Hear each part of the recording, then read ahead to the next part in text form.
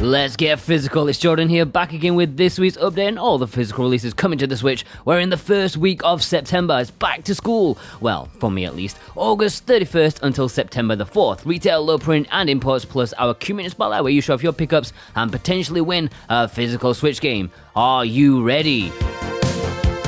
Ari and the Secret Seasons is releasing this week. This looks to be a promising looking action-adventure platformer, a little bit old school, but in a good way. I mean, the platforming looks a little bit on the shaky side, but aside from that, it looks like it's going to be a lot of fun. You change up the environment and even the enemies you face with the weather-like powers that you have at your disposal. Let's hope this runs smoothly on the Switch, and as long as it's not arse, I may have to pick this one up myself. God of Resin and Jonathan Rumor have chosen Ari as their pick of the week.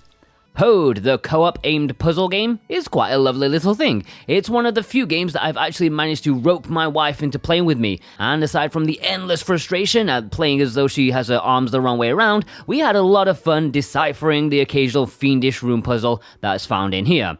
If you've got someone to play with, then this is a recommendation from me. There's a standard edition as well as an artist edition, which includes some nice extra goodies, plus some gorgeous artwork on the box. I don't believe this is getting released in North America, so maybe one to import. If you saw last week's episode, you'll have seen that I showed off the Asian release of Road to Guangdong, which released there a couple of weeks ago. Well, it's Europe's time with this Chinese adventure driving game. It's releasing physically this week thanks to Excalibur Games. It pretty much does what it says on the tin as you head to the massive southern city on a road trip with an elderly relative in tow. The goodies included in this European version are slightly different to the Asian one. Still get the recipes, but from what I've heard, the little booklet is kind of different in this one. Not entirely sure about that though, but yeah, whatever. Since I live in China, I had to pick this one up for sure. MX vs ATV All Out is supposedly a decent enough off-road racing game, a genre that we've seen a surprising amount of on the Switch already. Is there room for one more? Maybe. This includes 2-player split screen online for up to 8 people with various modes to play. Looks promising, but we will have to see how it looks and performs on the Switch since the other consoles aren't exactly perfectly smooth either. NBA 2K21 is the latest game from the microtransaction simulator. Basketball simulator. What is there to say? You'll struggle to find a better game of basketball out there, but it's even more difficult to find one that tries to gouge as much money out of you as this one too.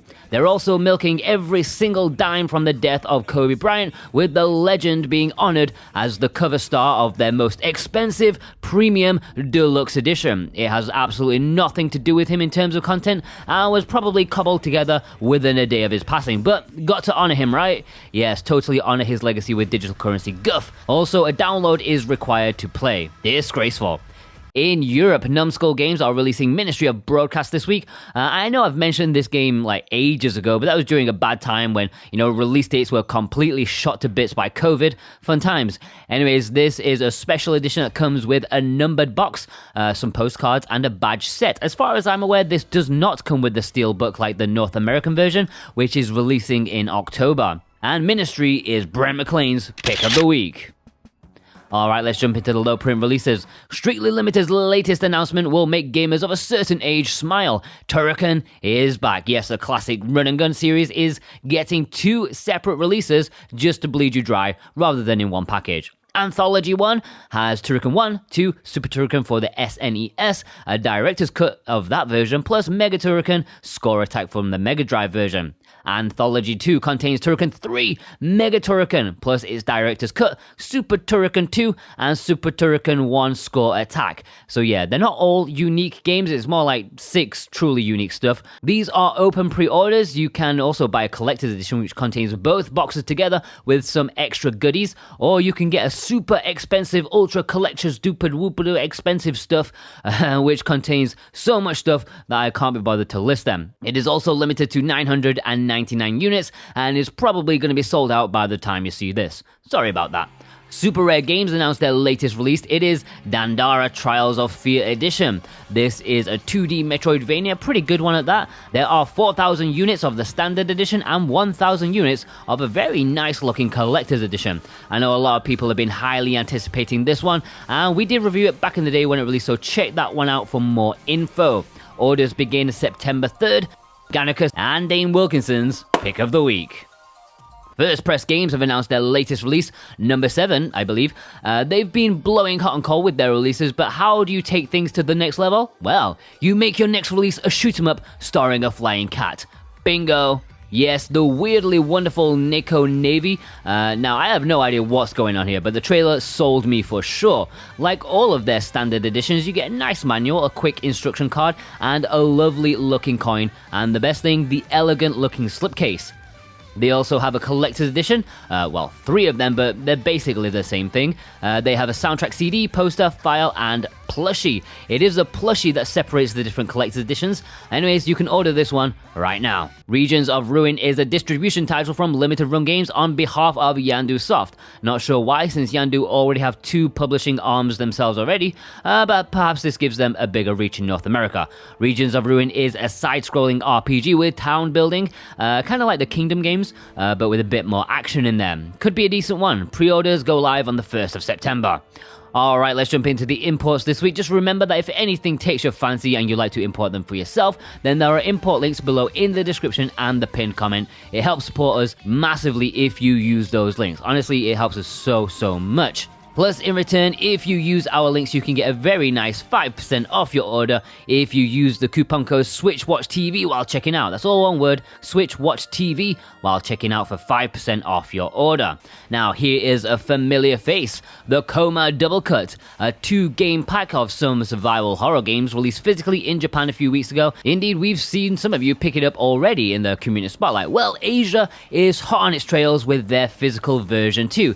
Basically the same thing, but the cover is slightly different and has English on the cover, at least on the front, don't know about the back. Still has English like the Japanese version, a nice one for importers for sure, although I do think I prefer the Japanese version. I think the font is nicer in Japanese. Anyways, let's jump into the Let's Get Physical community spotlight where you show off your pickups, and if you're featured, then at the end of this month, well, end of September, you'll be in the draw to win a physical Switch game. Still not sure what it is, you know, I'm always a bit late on this one, but anyways, it's gonna be something. Firstly, let's see what I've got. Well, I got a nice package from First Press Games this week. Who are First Press? Well, they're a low-print company, one of the smaller ones out there, but they have some nice packages. I got A Whole New World and Shadowbug. I'll talk about A Whole New World this week and Shadowbug maybe next week or the week after. Anyways, A Whole New World isn't just a song from Aladdin, it's actually a retro platformer, an interesting one to boot. For a retro style, it looks and sounds pretty fantastic, and boy does it pack a challenge. If you like Mega Man type games but slightly less polished, then you'll probably enjoy this one on the Switch, because interestingly you switch between the overworld and the underworld, kind of like a mirrored universe.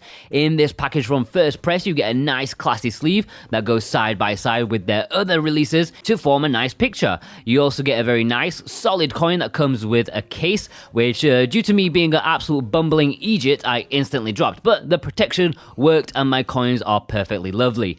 There is a 47-page full color manual that actually smells like a proper manual. You know when you open up the package and you it smells like a proper manual.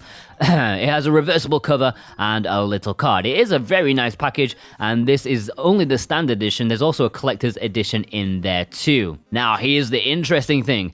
Yeah, I have A Whole New World and I have Shadowbug. Well, you know, because I told First Press Games I was going to show off their stuff, First Press Games are allowing us to give away one of these games, Shadowbug or A Whole New World. You can choose which one you want to win, A Whole New World or Shadowbug. And all you got to do to enter, to get a chance of winning this, all you gotta do is leave a comment below telling us which one you would prefer, A Whole New World or Shadowbug. Which one is the most interesting to you and why? And we'll choose someone at random next week and you can win one of these. Awesome. Many thanks to First Press Games for allowing this to happen. Be sure to check out their website, firstpressgames.com. They've got a lot of stuff. As I mentioned, they have their 7th game going up for order right now, but also between that, they've got a lot of interesting stuff in there too. So yeah, have a nice browse of their website, and who knows, maybe next week you can win Shadowbug or A Whole New World. All right, on to YouLot.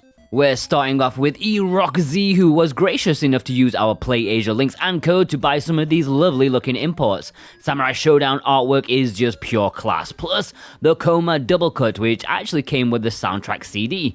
Ace. Martimar picked up The Longest 5 Minutes, which, while I'm not going to say it's rare, it is definitely one of the least looked at RPGs on the Switch. You don't see it too often. A very interesting concept, and I reviewed it a long time ago, and I enjoyed it for what it was. I think the price was the biggest sticking point, though. He also got in the recent Nexomon. Very nice. Daniel H. got in the lovely looking edition of Alcana, which includes an art book, which is great because the artwork for this game is really top notch. Jean got in the beastly Fight Crab with the CD soundtrack as just that extra bit of class, especially with the music being as eclectic as the game. Lord Vapor sent in this picture with 2 additions to their collection, the Kingdoms Double Pack and a bit of Street Fighter. You can't go wrong with a bit of Street Fighter. Yo Daddy showed off these games, including a very nice Silk Song carry case. Lovely. Cannot wait for that game. Looks like it's going to be so good. Although I'm not sure I can win the fight with Juan to be the one to review it. I think that's his baby. Bruno Silva picked up a few bargains. A very nice price for Astral Chain. At least from my perspective, I'd have bought that all day long. Avery Brown was pleased to show off his purchase of potentially the worst physical Switch game ever. I don't know, man, there is some competition out on that front, but yeah, if you ever wondered why I'm always so suspicious of Funbox Media, here you go. Chris from Cali sent in this picture of some fine editions. Surprised how small that Brigandine Collector's Edition is from Limited Run. The Japanese edition is a bit of a beast compared to this one. Fighting Teddy 2 was given away by us thanks to Pixel Heart. The winner was Captain Slow, and after a few COVID-related logistical issues, it finally reached his hands, and I hope he's a very happy boy with this prize. It's a fine-looking retro-style game. Hope you enjoy it, and many thanks to Pixel Heart for allowing us the giveaway. Lovely company. Also, his 1 game per week policy is going swimmingly, as you can see, with the new arrivals of Nexomon, Gianna Sisters, and a game that made me rather jealous, Captain Tsubasa. Don't worry, we won't tell the missus. James Church raided NIS Europe's website with nice purchases of Destiny Connect and also the SNK Anniversary Collection, the collector's edition which came with some fantastic looking art cards. Man, you could frame them on the wall. It's Rain time. Rain sent in this nice collection of imports. Sadly, that Japanese atelier does not have English, but that box is beautiful. Plus, you got some very nice imports that do have English. Super Kane Magic Zero, the one on the left, is an unsung import exclusive that is ridiculously cheap on PlayAsia right now at the time of writing this. They also got in some others, the Coma Goodness, the game with the best name ever, My Girlfriend is a Mermaid, and one of the best rhythm games on the system, Hatsune Miku. Plus, they got the lovely looking physical of Giraffe and Annika.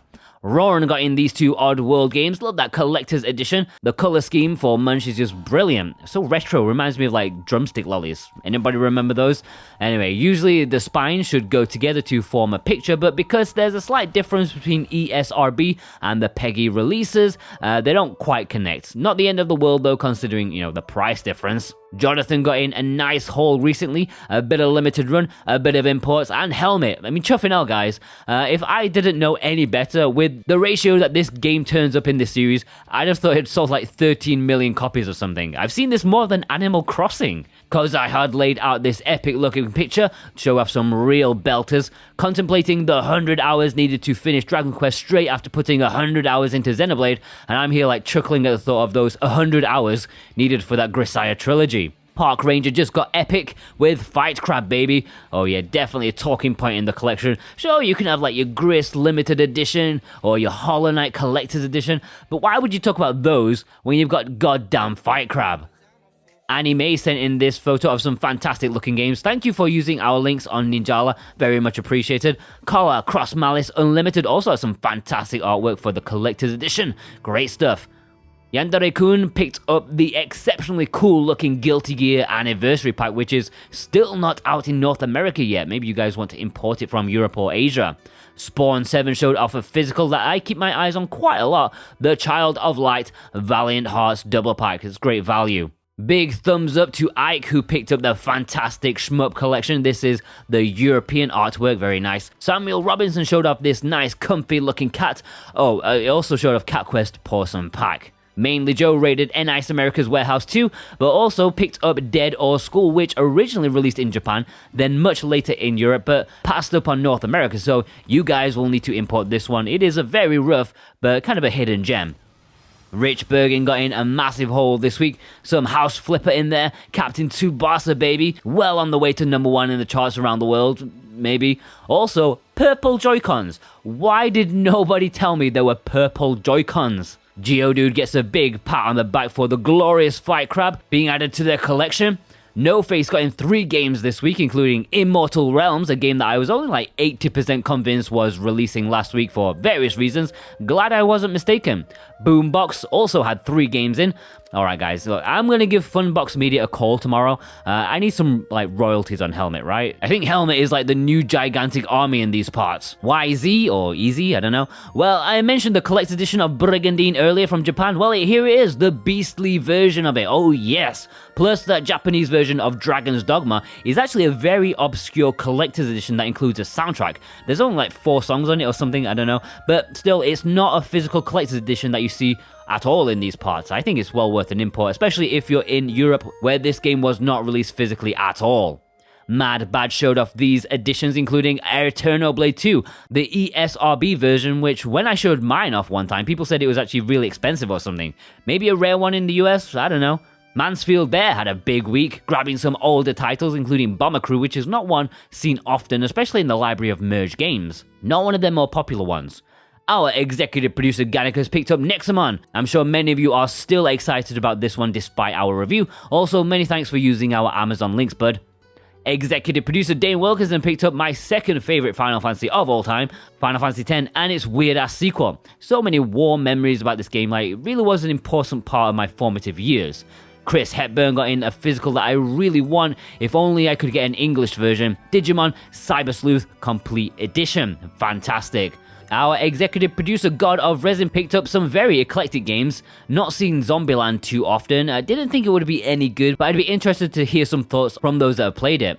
Chuck Taylor's got in some badass games. Call me weird, but I'm strangely compelled with the Atari collection. I know like 95% of those games are going to be unplayable these days, but I feel like just the need to experience them. Nintendo Gamer Gal got in some great gems this week, including some nice bargains which were like $20. For me, I would have 100% have picked up that Resi double pack if the first game was on the cartridge, not the prequel. Obviously, both games on the cartridge would have been better, but Capcom couldn't be asked to do any compression for the Switch version. The file sizes are like ridiculously massive. Matthew Hutton has been waiting a lifetime for The Missing. Nice to see this one finally being sent out. I do regret not picking this one up myself.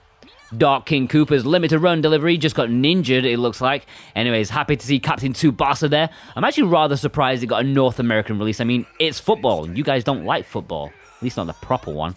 H&F was happy to pick up Ring Fit before it quickly went out of stock again. Gotta be quick on this one, guys. And finally, to end this week's show, we have Alejandro Amezquita. I apologize for my pronunciation. They showed off these games, including a lovely reversible cover of Ys 8, plus some very nice RPG goodness in there too. Alright, thanks ladies and gents. It's always fantastic to see what you've got. Please send me your pictures over on Twitter at SoWhatAboutGame. You can DM me, or you can tag me and use the hashtag Let'sGetPhysical, and I'll give you a nice little retweet. You can email it into us at contactors@switchwatch.co.uk. Please use that email address. Don't use the one on the website because that's not connected to me personally. And make sure you start the email title with Community Spotlight so I don't miss it. Plus, we have a Discord where you can have a chat with us, have a chat with our followers and such. Very nice place to, just chill out, have a conversation. And you can also send your pictures there in the submissions section. The links are below for our server. Right, guys, I hope you enjoyed this episode of New Physical. Special thanks to our executive producers, Dane Wilkinson, God of Resin, Brent McLean, Jonathan Rumo, Gannicus, and all the others who have joined our memberships. We really appreciate you guys. Please check out last week's episode in case you missed it. Plus, some of our other content. We've got a lot of stuff for you guys. We'll see you over there. Take care.